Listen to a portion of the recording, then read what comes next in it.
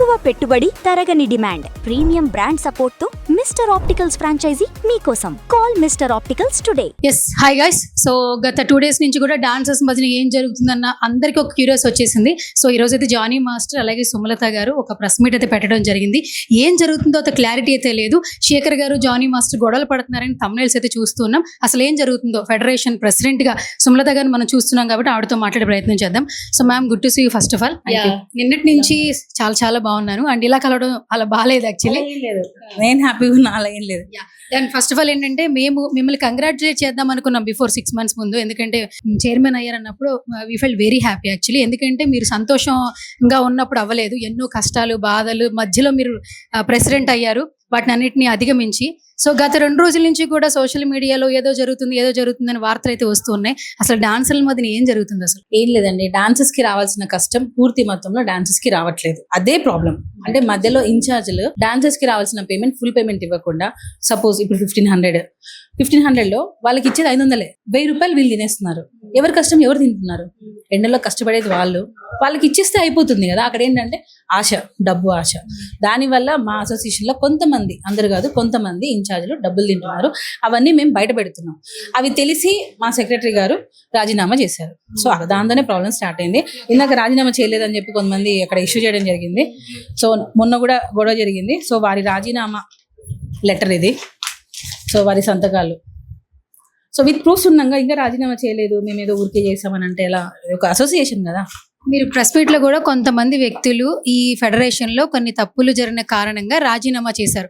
పేర్లు కూడా చెప్పలేదు. కొంతమంది వ్యక్తులు అని చెప్పి ఈ పట్టుకుని వస్తున్నారు. మీరు మాట్లాడుతున్నప్పుడు అదే టైంలో వాళ్ళు వచ్చేసి ముంబై నుంచి డాన్సర్లు తీసుకొస్తున్నారు, మమ్మల్ని అన్యాయం చేస్తున్నారు అని వాళ్ళు మాట్లాడుతున్నారు. ఇక్కడ చూస్తే విత్ ప్రూఫ్ గా కనిపిస్తా ఉంది. అసలు వీళ్ళు రాజీనామా చేయడానికి అసలు కారణం ఏంటి? ఒక ఫీమేల్ గా ఇక్కడ కె శ్రీనివాసరావు జనరల్ సెక్రటరీ, ఈయన మెయిన్ రీజన్. ఈయనను సపోర్ట్ చేస్తూ వీళ్ళందరూ రాజీనామా చేశారు. ఇతనికి ఎందుకు సపోర్ట్ చేయాలంటున్నా? తప్పు చేసిన వాడని తెలిసినప్పుడు ఆ తప్పుకి వీళ్ళు ఎందుకు మద్దతు తెలుపుతున్నారు? ఇప్పుడు ముగ్గురికి పడట్లేదు అంటే ఏం పడట్లేదు చెప్పండి. చిన్నపిల్లలు మా చాక్లెట్ కోసం కొట్టుకోవడానికి ఫస్ట్ టైం ఒక లేడీ ప్రెసిడెంట్ వచ్చింది. ఇప్పుడు లేడీస్ అంటే ఇంట్లో ఎంత మనం ₹1 కూడా మనం లెక్క చూస్తామో, అలాగా అసోసియేషన్ లో కూడా రూపాయి కూడా మేము చూస్తున్నాం. అదే ప్రాబ్లం. చాలా చూడడం వల్ల ఫ్రాడ్ అనేది బయటపడింది. ఇతనికి మద్దతు తెలుపుతూ వీళ్ళందరూ కూడా సంతకాలు చేశారు. ఇంతకు ముందు మీరు ప్రెస్ మీట్ లో ఒక మాట అన్నారు, ఫెడరేషన్ లో డాన్సర్లందరికీ అందాల్సినటువంటి డబ్బులు వాళ్ళకి అందకపోవడం కారణంగానే నేను బాధ్యతలు తీసుకున్న తర్వాత ఇక్కడ కొంత తప్పు జరుగుతుందని తెలుసుకుని నేను బయట పెట్టానని కారణంగా వీళ్ళందరూ రాజీనామా చేశారంటున్నారు. అటువైపు నుంచి వాళ్ళేమో వాళ్ళ ఓన్ డెసిషన్ తీసేసుకుంటున్నారు అంటున్నారు. తప్పుకి ఓన్ డెసిషన్ కి ఏంటి అసలు అర్థం కాదు? నాకు అర్థం కావట్లేదు. ఏకపక్ష నిర్ణయం అంటే ఏంటి? ఇప్పుడు ఒక తప్పు జరిగింది, ఏం రూల్ ప్రకారం ఉందో అది చేస్తున్నాం. అది వాళ్ళకి అలా అనిపిస్తుంది అది ఏకపక్ష నిర్ణయం అని. ఇప్పుడు నేనైనా తప్పు చేస్తున్నాను, నేను నా తప్పని నేను ఒప్పుకోను కదా. అలానే ఉంది వీళ్ళది. ఏకపక్ష నిర్ణయం వాళ్ళే అంటున్నారు, మిగతా సభ్యులు అనట్లేదే. ఇప్పుడు మరి మెజారిటీ జూన్ 14 రోజు జనరల్ బాడీ జరిగింది.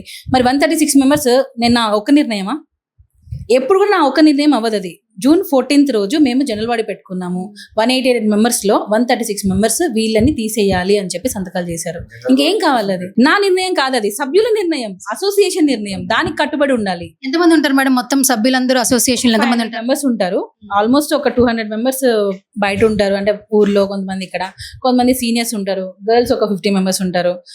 తర్వాత మెయిన్ మా దగ్గర ఉన్న మంచిగా ఒక డాన్సర్స్ ఫుల్ ఎనర్జెటిక్ గా చేసేవాళ్ళంటే 150 to 200 అంతే. 150 అంతే. గట్టిగా ఒక సాంగ్, పెద్ద సాంగ్ పడిందంటే మనలో డాన్సర్స్ ఉండరు. ఇది ప్రాబ్లం. మరి నిన్న శేఖర్ మాస్టర్ ఒక వీడియో పెట్టి, జానీ మాస్టర్ పెట్టి గట్టిగా అరుచుకుంటున్నారు. చాలా ట్రోలింగ్ చూస్తున్నాం. బిఫోర్ ఇలా ఉండేవాళ్ళు, ఇప్పుడు ఇలా అయిపోయారని చెప్పి విపరీతమైన ట్రోలింగ్. బేసిక్గా శేఖర్ మాస్టర్, జానీ మాస్టర్ చాలా కష్టాలు పడి ఈ స్టేజ్కి, ఈ రోజున ఈ స్టార్డమ్ని ఎంజాయ్ చేస్తున్నారు.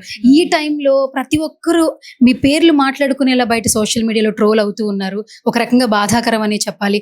అసలు ఏం జరుగుతుంది శేఖర్ మాస్టర్, జానీ మాస్టర్? ఇప్పుడు నేను మాస్టర్ అయినా యూనియన్ కోసం పనిచేస్తే మాకేం ₹1 వచ్చేది లేదు. మేము ఫ్రీగా పనిచేస్తున్నాం. అంటే స్వచ్ఛందంగా మేము సేవ చేయాలని చెప్పి వచ్చాం. ఇప్పుడు ఇక్కడికి వస్తే మాకు ₹1 ఖర్చు అవుతుంది తప్ప మాకేం రాదు. అయినా కూడా ఎందుకు చేస్తున్నాం? డాన్సెస్ బాగుండాలి, వారి కష్టం వాళ్ళకే వెళ్ళాలి అని ఒక ఇంటెన్షన్ తప్ప వేరేదేం లేదు. అది మా సభ్యులకి కొంతమంది ఉంటారండి, మనం ఏం చేసినా సరే అది తప్పనే అనే వాళ్ళే ఉంటారు. సో వాళ్ళకి మనం ఎంత ఎక్స్ప్లెయిన్ చేసినా వేస్ట్. అట్లని శేఖర్ మాస్టర్ ఆపోజిట్ ఉన్నారని కాదు, కొంచెం అవగాహన ఉంటే బాగుండేది. ఇప్పుడు ఫెడరేషన్ లేకపోతే మన యూనియనే లేదన్నట్టు ఉంటే ఎలా? మనకంటూ మన కాళ్ళ మీద మనం బతుకుతున్నాం కదా ఈరోజు. ఇప్పుడు శేఖర్ మాస్టర్కి ఫెడరేషన్ పని ఇస్తుందా, ఆయన టాలెంట్ పని ఇస్తుందా? ఒక మాట, ఆయన టాలెంట్. జానీ మాస్టర్కి ఎవరు పని ఇస్తున్నారు? ఆయన టాలెంట్ లేకపోతే వర్క్ ఎలా వస్తుంది? అంటే ప్రతి దానికి ఫెడరేషన్ కావాలి అని అంటే ఎలా అంటున్నా? అంటే మన కాళ్ళ మీద మనం ఎప్పుడు నించుంటాం? కావాలి మనకి, ఎప్పుడు మన చేతుల మీద నుంచి దాటిపోతుంది ఏదైనా పెద్ద ప్రాబ్లం జరుగుతుంది అంటే ఫస్ట్ మనం కూర్చొని మనం మాట్లాడుకుందాము. సో ఇక్కడ అవగాహన కొంచెం లోపం వల్ల ఇది జరుగుతుంది తప్ప వేరే ఏం లేదు. వాళ్ళిద్దరు బానే ఉన్నారు ఇప్పుడైతే. Shekhar master, Jani master morning మన చిరంజీవి గారితో కలిసి మాట్లాడారు, హ్యాపీగా కూర్చున్నారు. అలా ఏం లేదండి. కొంచెం మీడియాలో కూడా ఏంటంటే thumbnails అవి వేయడం వల్ల కొంచెం రాంగ్ గా వెళ్ళింది తప్ప అందరం బాగున్నాం. మేము ఎన్ని కొట్టుకున్నా సరే, మేము ఎంత చంపుకున్నా సరే అది అసోసియేషన్ లోనే ఉంటుంది అంతే. అండ్ ఈరోజు చిరంజీవి గారు ఇద్దరిని కూర్చోబెట్టి మాట్లాడారని కూడా అన్నారు. అంటే ఒక ఇనిషియేటివ్ చిరంజీవి గారి దగ్గర నుంచి వచ్చింది, కొంతవరకు ఫుల్ స్టాప్ పడిందని చెప్పొచ్చు. వీటన్నిటికీ కూడా ఏం చెప్తారు? ఫస్ట్ చిరంజీవి గారు కాదు, మొత్తానికి చరణ్ సార్ కి, చిరంజీవి సార్ కి మేము లైఫ్ లాంగ్ మా అసోసియేషన్ మొత్తం రుణపడి ఉంటది. ఎందుకనంటే ఏ ఒక్క ఆపద వచ్చినా సరే ఆయన పెద్ద దిక్కుగా మమ్మల్ని ఎప్పుడు దగ్గర తీస్తారు. అయితే ఈ విషయం జరిగిందని కాదు, ఆయన జనరల్ గా పిలిచారు, ఈ విషయం గురించి అని కాదు. చరణ్ సార్ కూడా డాన్సెస్ అంటే ఆయన ఒక రకంగా చాలా ఇష్టం, డాన్స్ అంటే కూడా. సో ఆయన డాన్సెస్ గురించి 40 lakhs ఇచ్చి ఇన్సూరెన్స్ చేపించాలి అని చెప్పి ఇవ్వడం జరిగింది. అది మేము ఎప్పటికీ లైఫ్ లాంగ్ మర్చిపోలేమండి. మా అసోసియేషన్ మొత్తం ఆయనకి లైఫ్ టైం లోనపడి ఉంటుంది. అండ్ ఇప్పుడు ప్రెస్ మీట్ లో కూడా జానీ మాస్టర్ ఆయనకి పెద్ద టైంలో వచ్చిన రెమ్యునరేషన్ 18 lakhs కూడా వీళ్ళ డాన్సర్స్ కి సంబంధించి వాళ్ళందరికీ కూడా ఇన్సూరెన్స్ కి నేను ఇస్తున్నానని చెప్పి అనౌన్స్ చేశారు. దీన్ని ఏ విధంగా చూడాలంటే, అంటే ఏ కాజ్ కోసం జానీ గారు ఇచ్చారు? ఏ కాజ్ ఏం లేదు, నిస్వార్థంగా చేస్తున్నారు అంతే. ఇప్పుడు 18 lakhs చరణ్ సార్ 40 lakhs ఇచ్చారు. మాస్టర్ ఆయన వంతు ఆయన సహాయం అంతే తప్ప ఏదో ఎక్స్పెక్టేషన్ కాదు. ఇది మా డాన్సెస్ బాగుండాలి, వాళ్ళకి ఏ కష్టం రాకూడదు అంతే. కూడా మా స్టేజ్ నుంచి వచ్చారు, ఆయనకి మా కష్టాలు తెలుసు కాబట్టి కొంచెం మనం మెరుగుపడతారు.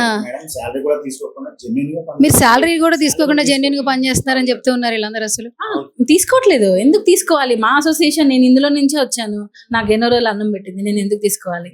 సో నా వరకు సేవ చేద్దామని చెప్పి వచ్చాను. సో మొత్తానికి ఈ రోజు ప్రెస్ మీట్ తో కొంత అయితే అందరికి ఒక ఇన్ఫర్మేషన్ అయితే తెలుస్తోంది. బట్ ఎవరైతే ఆపోజిట్ ఎవరైతే పెడతారో వాళ్ళతో మళ్ళీ స్టార్ట్ అవుతుంది. ప్లీజ్ దయచేసి తమిళలో మనం పెట్టండి.